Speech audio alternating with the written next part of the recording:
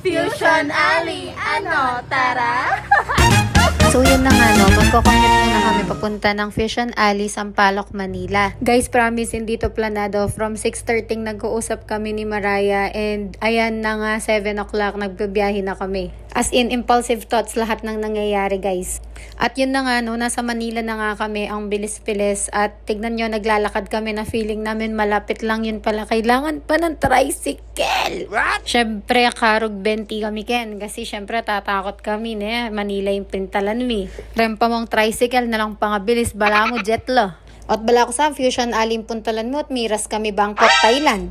Sobra pala kadakal tao kining Fusion Alley and super mag-enjoy ka Kenny. Aliwaliwang pa mga ning asali mo Kenny at sobra kanyaman naman din. Syempre mag-trending pa yung try tamo na kasi yung peka mo muna keng stall kening Fusion Alley. At syempre try tayo at iya patauling ka kong anak dahil buri-buri niya talagang takman yan. Menuling yarugo ka kaswimming ay mag-range siya palang 70 to 80 pesos yan and ikang mamili nung nanong buri mong bell pepper akunan mo. And para kaya 8 out of 10 niya ka. Next ming itry deng sushi at lawen nyo naman ne nalang ka colorful at bala mo nalang kanyaman ne. Ini naman is cha 3 for 100 at mamili ka nung nanong buri mo ka rin. So magtatagalog na ako no kasi naubusan ako ng Kapampangan no. So, nung tinry nga ni Mariah, ayan, sobrang sarap naman daw and goods naman daw lahat ng mga flavors. So, sa mga sushi, 8 out of 10. Lahat naman gusto namin tikman kaso syempre baka mabusog kami at hindi na namin matikman lahat-lahat. So, meron din palang ganyan yung kagaya sa Baguio. Nakalimutan ko anong pangalan niyan, be. Nakakita din pala kami ng Xiaolongbao at guess what? 5 for 100 pesos lang yan. So, napakamura. And gustong-gusto talaga ng anak ko yan, promise. Di ko expect na sa murang halaga, masarap pala yung matitikman naming Xiaolongbao. O, diba? So, i-rate ko to ng 10 out of 10. Sobrang sarap niya, promise. So, syempre, di namin papalagpasin ang spud potato.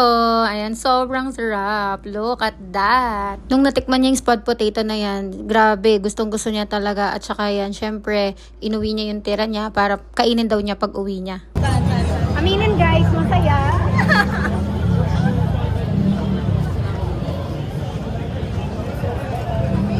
Diyos ko, mukha kaming magkapatid. Mukha ko siyang bonsong kapatid. Hindi kami mukhang magnanay, mga mare. Diyos ko.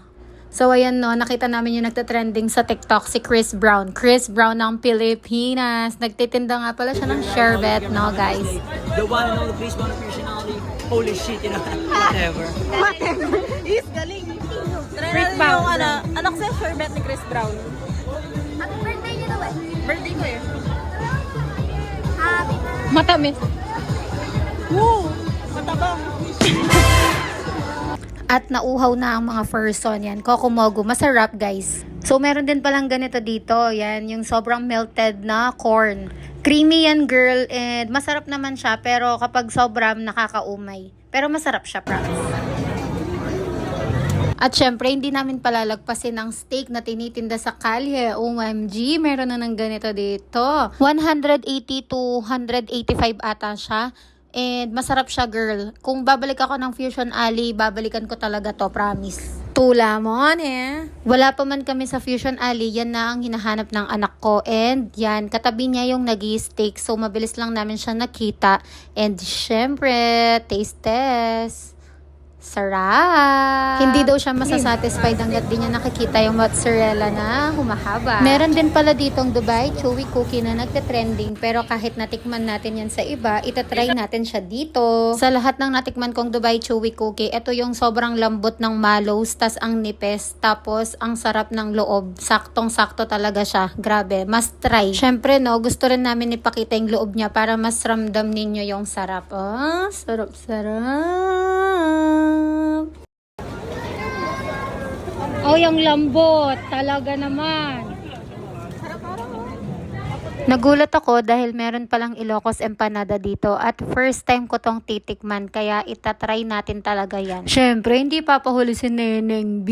Ayan pala lolo niya yung nagbabantay at 100 pesos lang, may Hungarian sausage ka, may chow fan ka, at meron kang tapa. So, dami ng kanilang serving and promise masarap, lalo na yung tapa nila. Len yun naman yung mag-taste test ng yaman-yaman, mga paterak ya pakeng kanyaman na kano. O, diba? Magta-try din kami ng mochi dito. Yan yung mga palaman na ilalagay sa mismong mochi. So, 100 pesos lang pala ang kanilang mochi dito at strawberry flavor nga pala ang napili namin. Yung mismong feeling ng mochi is meron talagang buo-buong strawberry. Olan me ing OA tamang frenny.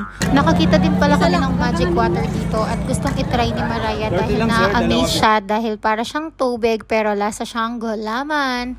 So, pauwi na nga lang kami, nakakita pa kami ng panipuri and 5 pieces nga pala yung laman niya. 50 pesos lang yan. So, parang tag 10 pesos lang siya. Masarap naman siya guys, sweet and spicy yung lasa niya. So, pauwi na pala kami dyan. Nag-grab na lang kami papuntang Victory Liner. Kahit sobrang pagod, sobrang sakit sa paa, sobrang sulit ng pagpunta namin dito. Grabe. So, yun lang. Nasa Victory Liner na kami. Ang daming Sharon ng anak ko. Bye! Thank you for watching!